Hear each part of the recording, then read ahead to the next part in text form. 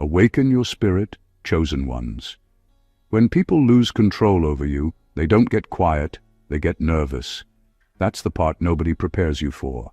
Not the fight, not the betrayal, not even the isolation.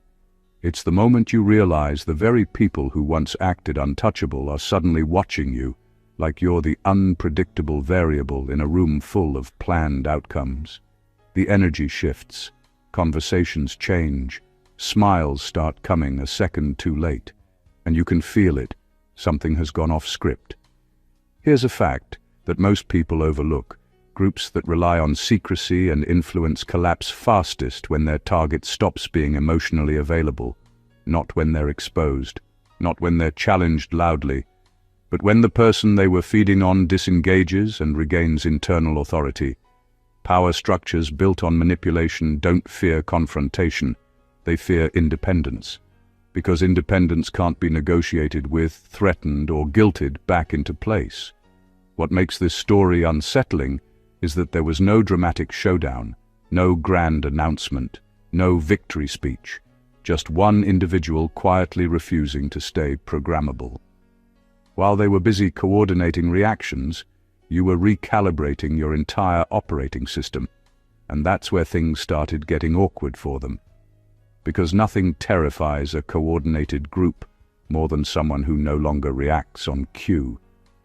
There's also a strange, almost comedic element to it. The same people who once moved like a synchronized unit now look like a group chat where everyone's typing but nobody knows what to say. The confidence is gone. The certainty cracked. You didn't raise your voice, you raised your standards. You didn't fight back, you stepped out. And somehow, that did more damage than any confrontation ever could.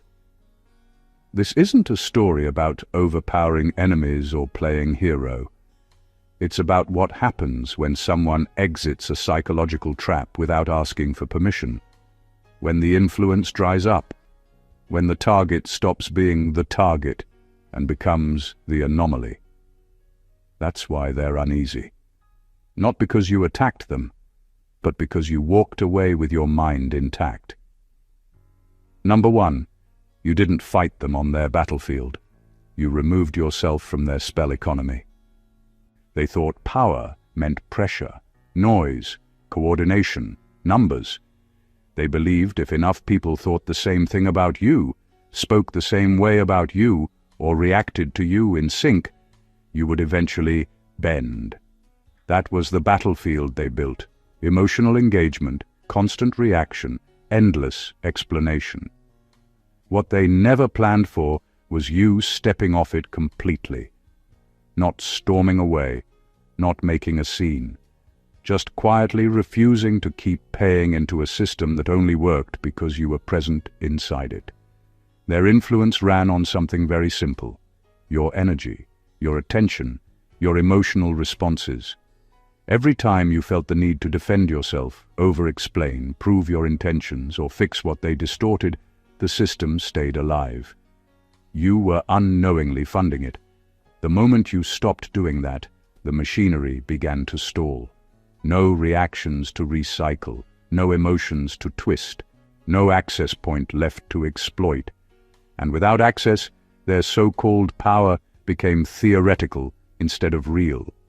This is where the panic started, because nothing confuses manipulators more than someone who stops participating without asking for permission. You didn't challenge their authority directly. You made it irrelevant.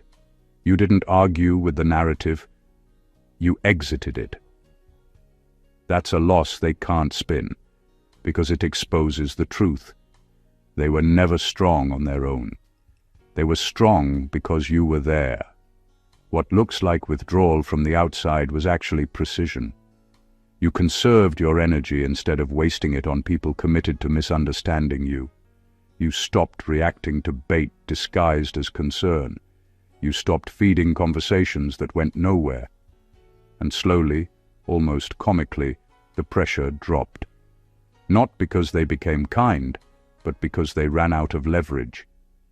That's why they're shaken now. You didn't defeat them by force.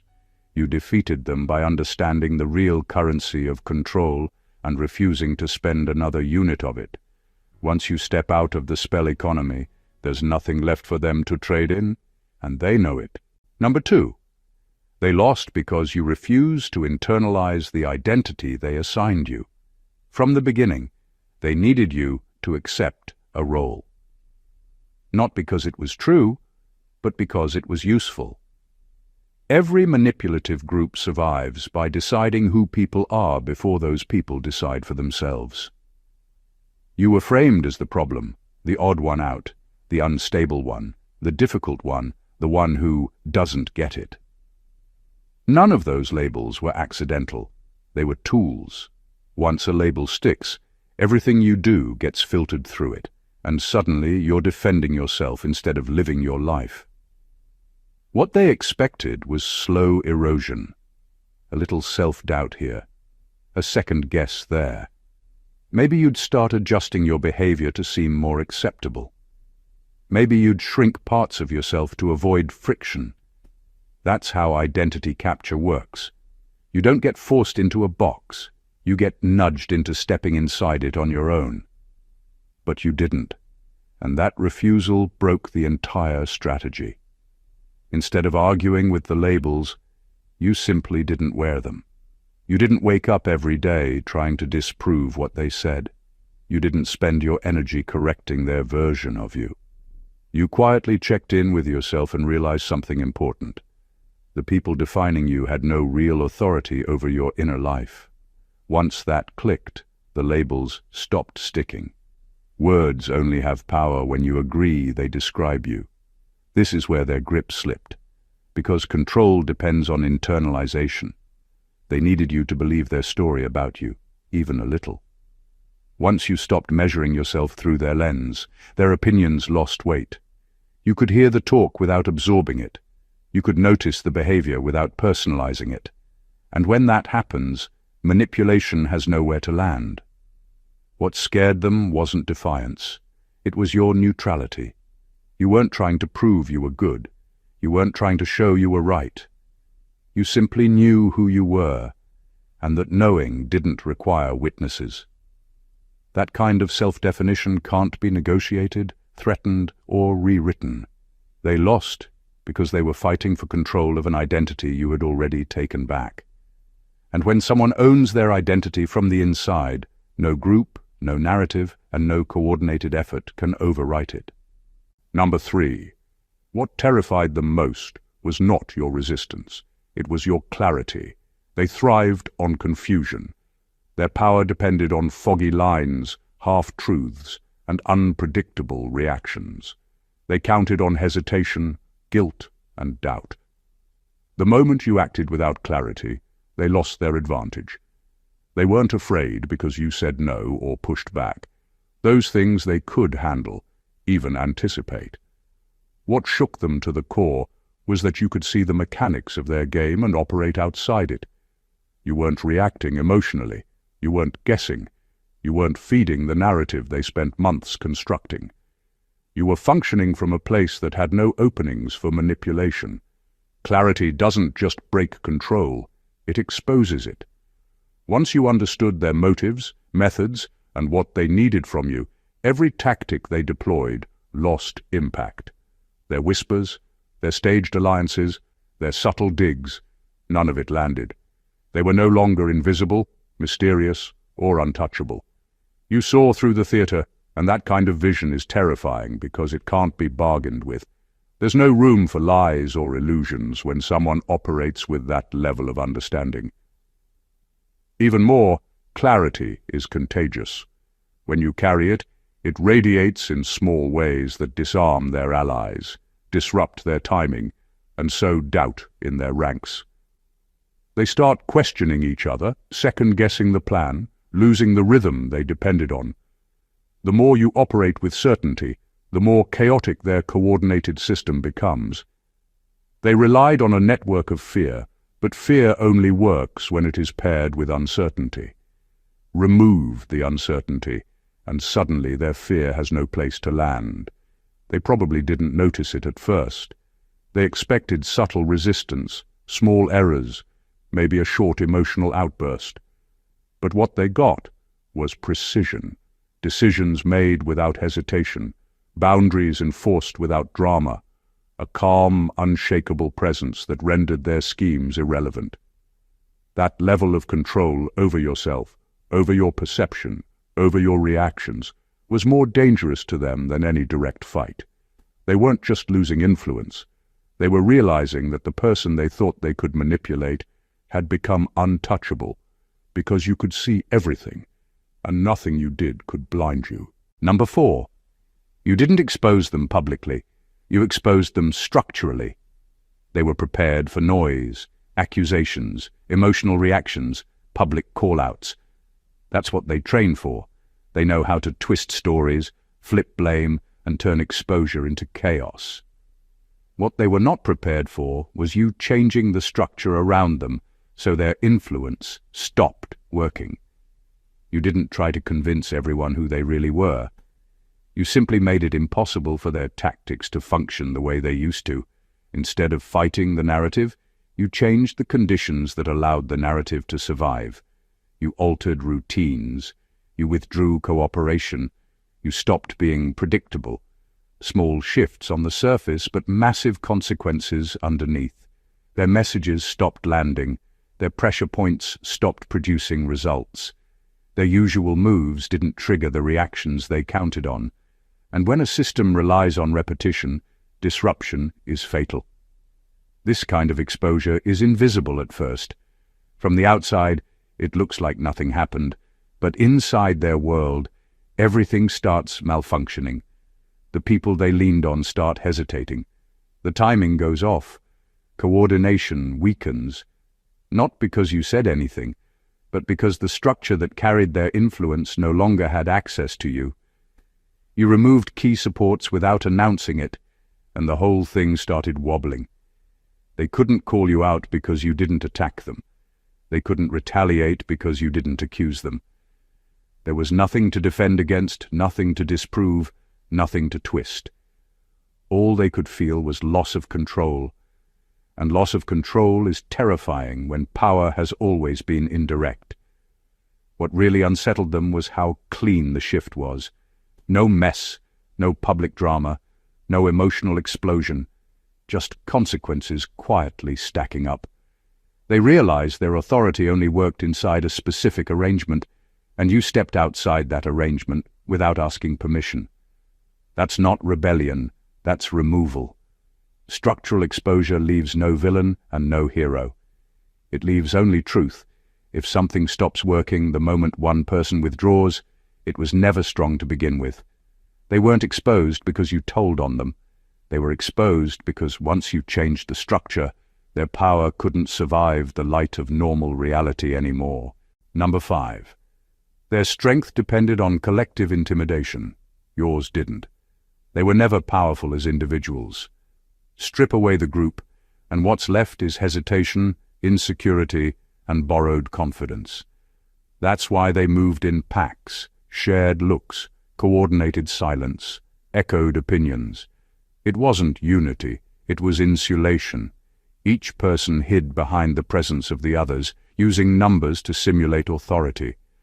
As long as everyone stayed in formation, the illusion held. But illusions collapse the moment someone stands alone without flinching. Your strength didn't come from backup. It didn't come from agreement or validation. It came from something far less visible and far more dangerous to them: self-grounding. You didn't need to check the room before speaking or acting. You didn't need permission disguised as consensus. While they needed alignment to feel brave, you operated from internal certainty. That imbalance was never in their favor, even if it looked like it was. Collective intimidation only works when fear is contagious. They expected their numbers to overwhelm you, to make you doubt yourself simply because you were outnumbered. But fear can't multiply if it doesn't enter the first host. You didn't absorb it. You didn't mirror their anxiety. You didn't shrink just because more voices spoke at once. And when fear fails to spread, a group built on intimidation starts turning inward. This is where the cracks formed. One person hesitates, another second-guesses. Someone starts wondering why all this effort is needed against one individual who isn't even reacting. The energy shifts from dominance to insecurity. What once felt like strength becomes exposure. The group can sense it, even if they won't admit it. Their power only existed as long as everyone believed in it at the same time. You, on the other hand, didn't need belief from anyone else. You weren't amplified by numbers, so you couldn't be weakened by isolation. Standing alone didn't drain you, it clarified you. And that's what they couldn't counter. You showed that real strength doesn't get louder in groups. It gets quieter, steadier, and harder to shake. They depended on collective intimidation because without it, they had nothing. You didn't depend on anything external at all. And that's why one grounded individual was enough to undo what they needed an entire group to maintain. Number 6. They were operating on borrowed authority. You were operating on self-trust. Everything they did relied on approval, validation, or someone else backing them up. Titles, group consensus, spiritual phrases, whispered endorsements, all of it was borrowed authority. Alone, stripped of witnesses and supporters, their influence evaporated. They could coordinate, manipulate, and intimidate, but only because they counted on people believing in the weight of what they claimed. Take away that belief, and suddenly their power is just noise. You operated differently. You didn't need anyone to confirm you were right, strong, or capable. Your authority came from inside. It wasn't performative. It wasn't dependent on applause, agreements, or collective fear. You knew your limits, your vision, and your boundaries, and you acted accordingly. That kind of certainty is impervious to opinion, because it isn't derived from opinion. It isn't borrowed. And that makes it dangerous for anyone whose influence relies on dependence. They expected leverage, they expected hesitation, doubt, or the need for validation.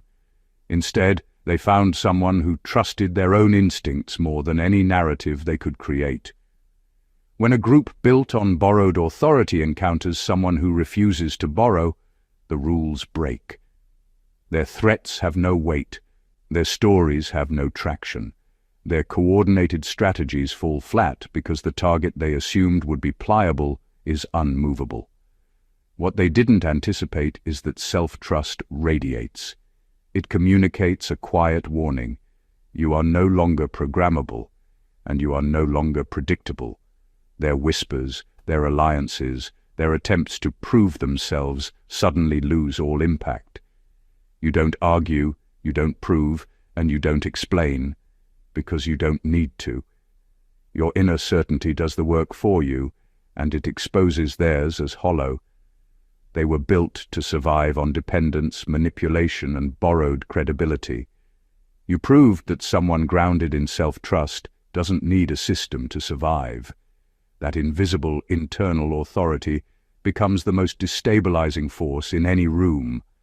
One person who trusts themselves can make an entire structure crumble without lifting a finger, and that's exactly what happened. Number 7. You survived the smear campaign without becoming bitter, and that confused them deeply. They expected drama. They expected outbursts, emotional breakdowns, anger, or retaliation.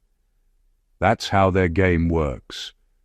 They rely on predictable reactions, on people letting the attacks land and fester. They wanted you to bite, to prove them right, to become the character they painted. But you didn't.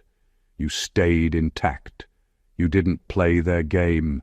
You didn't give them the satisfaction of seeing you unravel. And that simple refusal to be consumed shattered their strategy. Survival in these situations isn't about silence as weakness. It's about mastering where you place your energy. You didn't waste time trying to justify yourself or clear your name for the sake of appearances. You didn't collect evidence to prove you weren't what they said you were. You didn't feed the gossip mill. Instead, You focused on the only thing that mattered: your stability, your boundaries, your clarity. That's what threw them off. Because manipulators can predict reactions, but they cannot predict composure. There's a particular kind of chaos that comes when someone refuses to react. They start second-guessing themselves, questioning whether the story is working and trying to scramble to regain control. Your calmness wasn't passive, it was active resistance. You became the unmovable point in their swirling storm of lies and half-truths. The more they tried to provoke, the more ineffective their attempts became, and the louder their frustration grew. What made them uneasy wasn't that you fought back, they expected that. What unnerved them was that you proved they couldn't make you fight. They couldn't manipulate your emotions, your reputation, or your self-perception. They realized their influence had limits they hadn't calculated, and that realization is far more destabilizing than any argument or confrontation. By surviving without bitterness, you showed them something terrifying. Strength isn't loud, and victory doesn't require proving anyone wrong. It comes from staying unshakable when everyone else expects you to falter. That quiet mastery of self left them exposed, disoriented, and completely unsure of what to do next. Number 8, you understood that not every attack requires a response. Most people think power comes from proving yourself, defending every slight, or correcting every story. That's exactly what manipulators count on. They rely on the target reacting, over-explaining, or trying to justify themselves, because every reaction feeds their control. Every argument, every defensive explanation, every emotional outburst is like fuel to their fire. You didn't play that game. You realized early on that responding to every jab only gave them what they wanted. You chose differently. Refusing to respond is not weakness, it's precision. It's knowing which battles matter and which are irrelevant. Every attack they threw, every attempt to provoke doubt or guilt, was met with something far more destabilizing than noise: indifference paired with awareness. You didn't ignore them out of fear. You ignored them strategically, conserving your energy and letting the consequences of their actions reveal themselves. You let reality speak while they relied on theatrics and misdirection. This decision shattered their expectations. They planned for resistance, for fights, for emotional chaos. Instead, they got control that didn't bend, wasn't triggered, and didn't justify their actions. Their influence depends on reaction, and reaction didn't come. That silence, calmness, and refusal to engage became more powerful than any argument you could have made. They couldn't script it, anticipate it, or manipulate it. Your lack of response was not absence, it was a barrier, an invisible force they had no way of penetrating. By choosing when to act and when to stay still, you became unpredictable in the most threatening way. Predictability allows manipulators to plan their moves. Unpredictability rooted in self-mastery leaves them scrambling. They realized that all their calculations, all their strategies, and all their attempts to provoke were wasted. You were operating on a timeline and logic of your own, and nothing they could do could bend it. Not every attack needs a response, because sometimes the strongest reply is simply existing unaffected. You didn't just survive their provocations, you turned their tools against themselves by refusing to participate. And that refusal, quiet as it was, became the thing they feared most. Number 9. You stopped trying to be understood by people invested in misunderstanding you. At some point, it became clear that confusion wasn't accidental. They weren't misunderstanding you because you explained poorly or lacked clarity. They were misunderstanding you because it benefited them. As long as you kept trying to clarify, justify, or make them see you, you stayed trapped in a loop that never ended. You were explaining yourself to people who needed you misunderstood in order to stay comfortable in their position. The shift happened when you recognized that understanding was never the goal. Control was. Every time you tried to correct the record, they twisted it. Every time you clarified, they reframed. Every time you opened up, they used it selectively. That's when you stopped negotiating your identity. You didn't harden your heart. You didn't become cruel or dismissive. You simply withdrew your need for their approval. This was devastating to them because the dynamic relied on your participation. They needed you to keep talking, keep defending, keep proving your intentions. Once you stopped doing that, the entire exchange collapsed. There was nothing left to distort, no more material to weaponize. You didn't owe them access to your inner world, and once you accepted that, you took away their favorite leverage. What made this powerful wasn't silence for its own sake.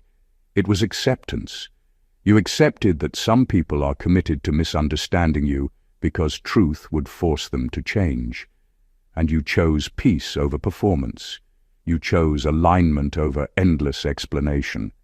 That decision freed up an enormous amount of energy you had been wasting on people who were never listening. They felt the loss immediately. Without your explanations, they couldn't maintain the story as easily. Without your engagement, they couldn't keep the conflict alive. You moved forward while they stayed stuck, circling a version of you that no longer existed.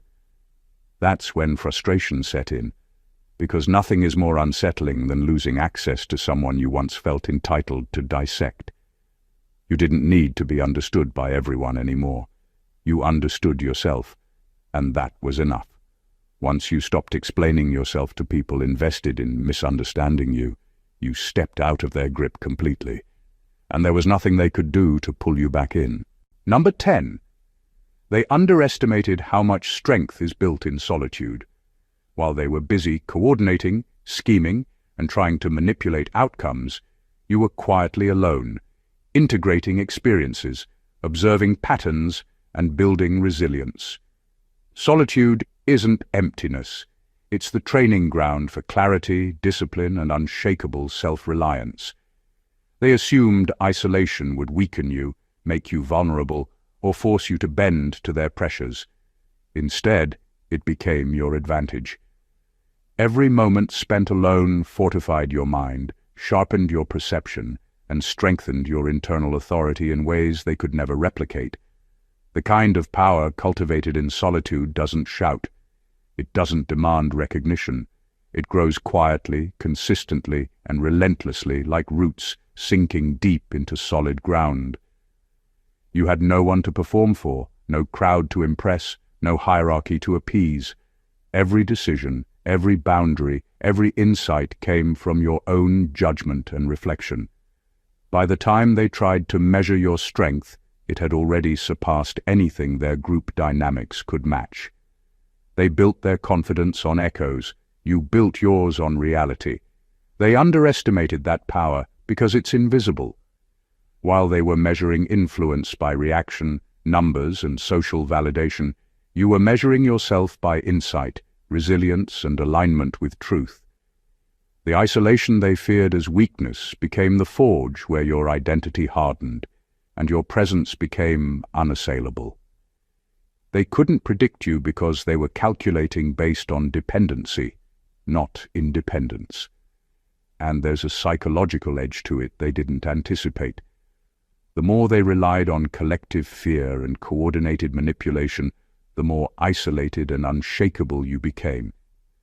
Every attempt to pull you back in or provoke a reaction failed, because the framework they depended on had no effect on someone who was already self-contained.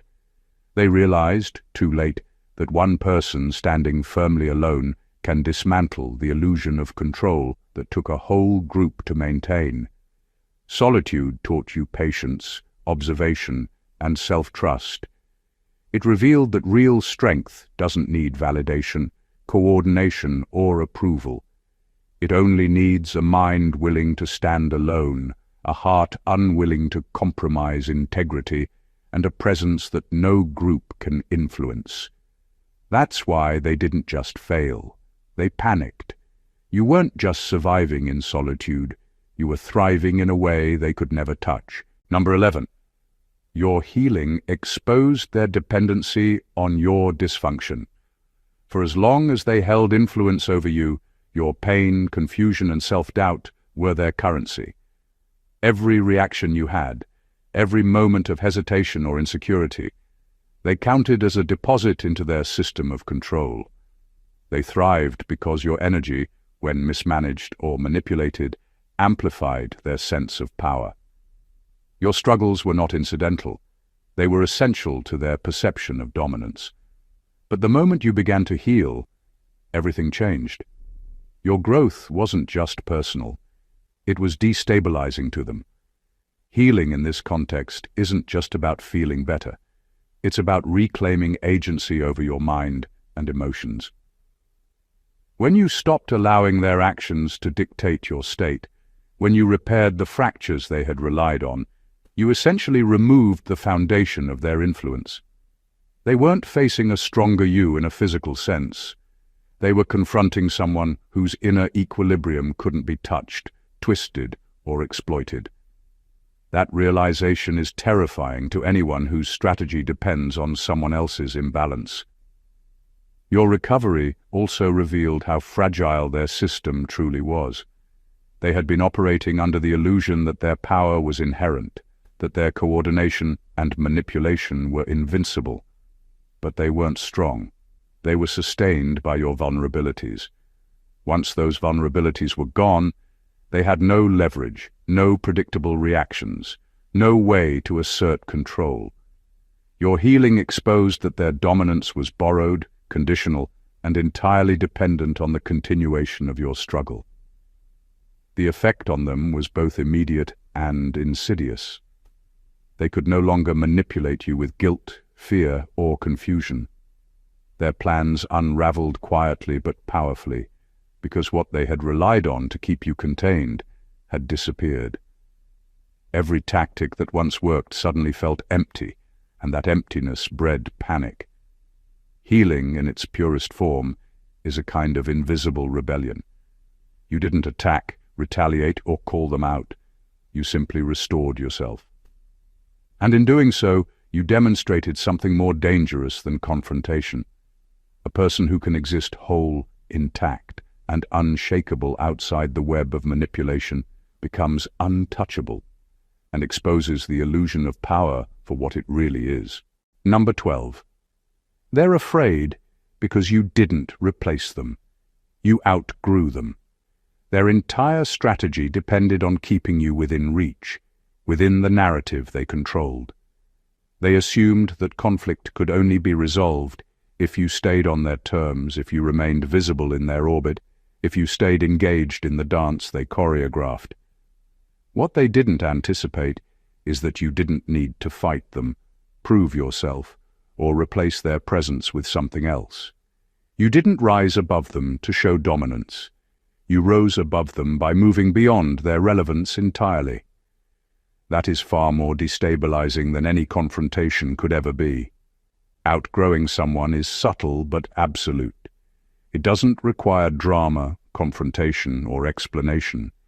It's a shift in scale, perspective, and energy. You don't need to prove that you're different or better. You simply stop functioning on the same level of influence. You stop being available for their tactics.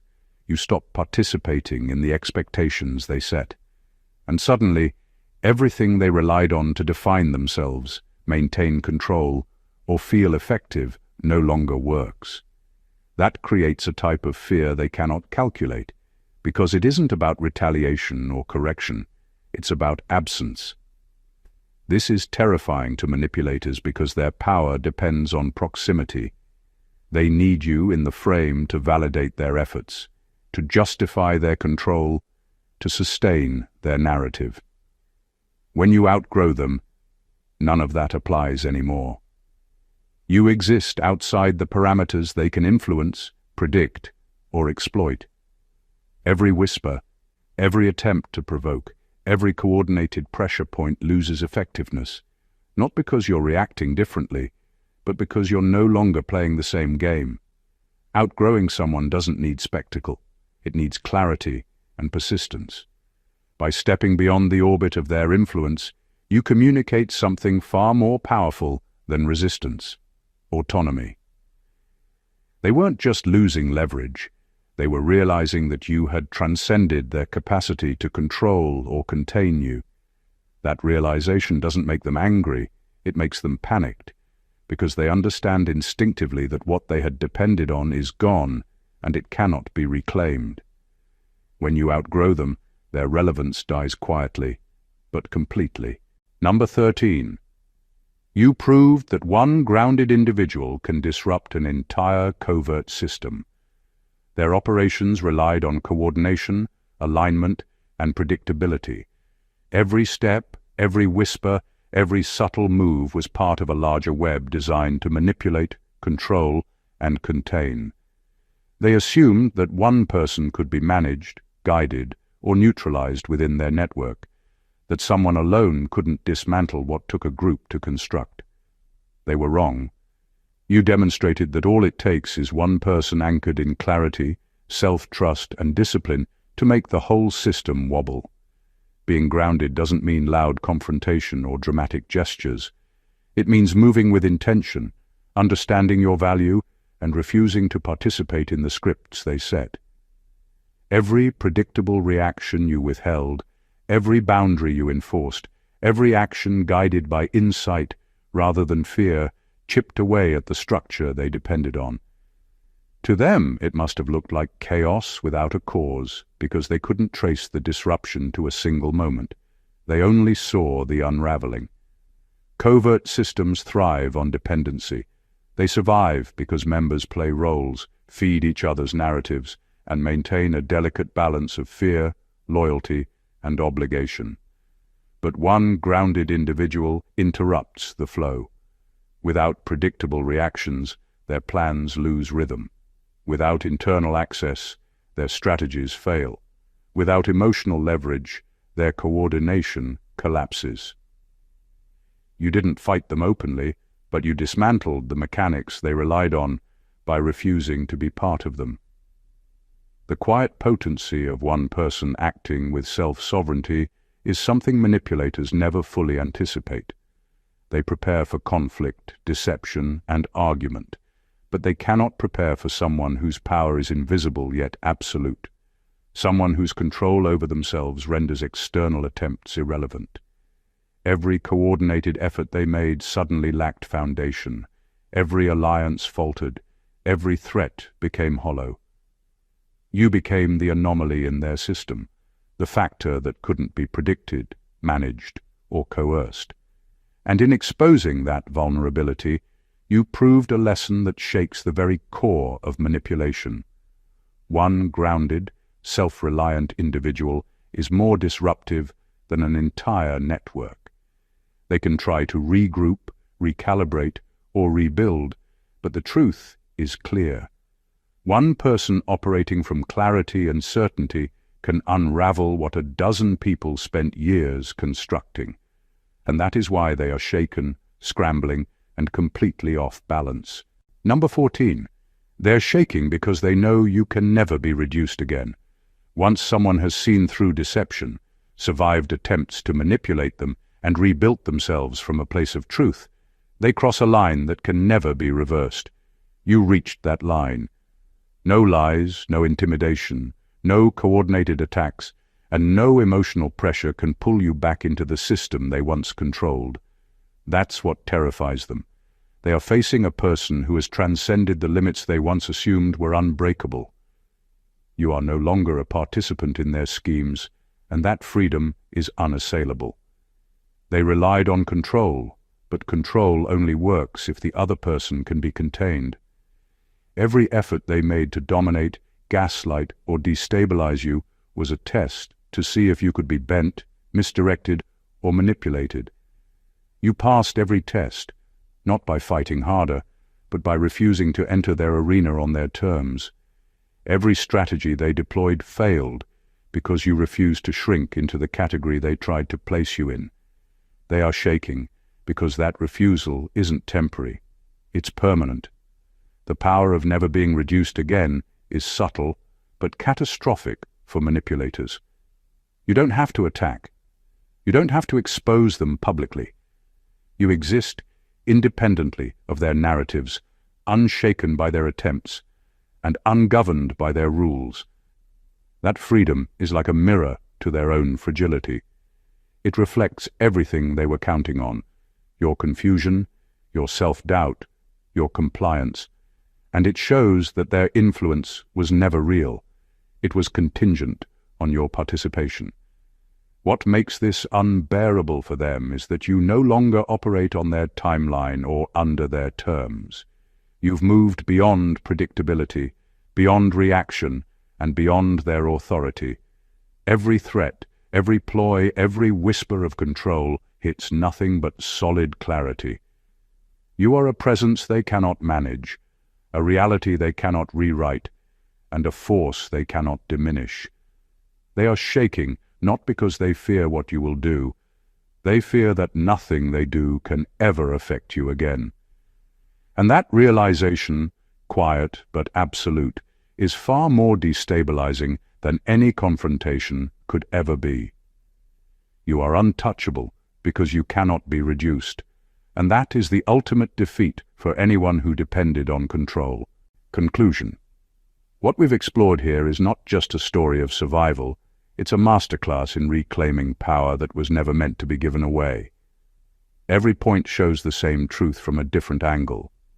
True strength doesn't come from fighting harder, confronting louder, or proving anyone wrong. True strength comes from clarity, self-trust, and the refusal to participate in systems designed to keep you small. You've seen how removing yourself from their influence, refusing to internalize their labels, staying grounded, and embracing your solitude can quietly dismantle the strongest networks of manipulation. You've seen that one person, operating from inner certainty, can disrupt entire structures without raising a hand. You've seen that healing, autonomy, and personal clarity aren't just self-care. They are weapons in their own right, tools that expose illusions and render control powerless. This is more than a lesson in surviving manipulation. It's a revelation of what it means to truly exist beyond someone else's expectations. By not reacting to attacks, by refusing to feed their narratives, and by reclaiming your energy, you shift the entire balance of power. You don't need to replace them, confront them, or even acknowledge their schemes. You simply move forward, outgrow them, heal beyond them, and in doing so, you make yourself untouchable. The people who once thrived on your uncertainty, confusion, or pain are left scrambling because the source of their control has evaporated. You've become the anomaly, the unshakable presence they cannot calculate, predict, or influence. And that is the ultimate triumph, a victory so quiet, precise, and complete that it leaves them powerless without you ever raising your voice. Remember, this isn't theoretical. Every choice you make to operate from clarity, integrity, and self-trust builds a reality where no one can diminish your value. Your power grows in ways invisible to the untrained eye, and it's the kind of power that leaves manipulators shaking, systems collapsing, and your own life expanding in ways you never imagined. If this video helped you see your own strength, make sure to subscribe to the channel so you never miss content like this. Like this video if you felt the impact of these truths. Leave a comment to share your thoughts or experiences, and share it with someone who needs to realize that their power is theirs alone. Your journey, your clarity, and your unshakable presence deserve to be recognized. And this is just the beginning. Stay awakened, chosen ones.